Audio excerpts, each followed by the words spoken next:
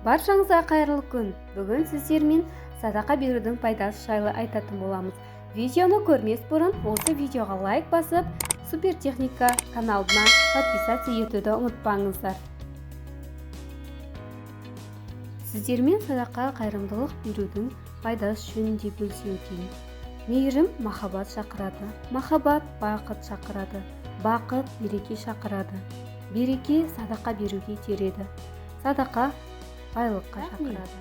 Бақытты, берекелі отбасы болғыңыз келсе, мейірімді болыңыз.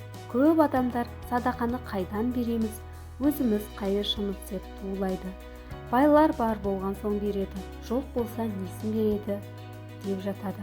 Адам бай болған соң көп садақа бермейді. Көп садақа берген соң бай болады. Өмірдің мәні бай болу емес, жүрекке тыныштық беру, бақытты болып бәріне қанағат ету.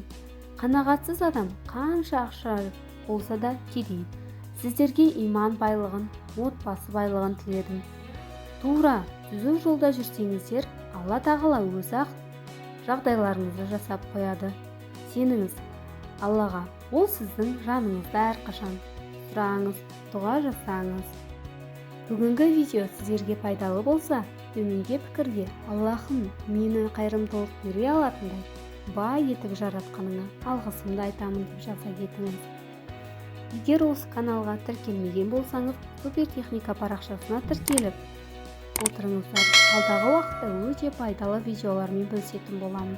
Қош сау болыңыздар. Келесі көріскенше.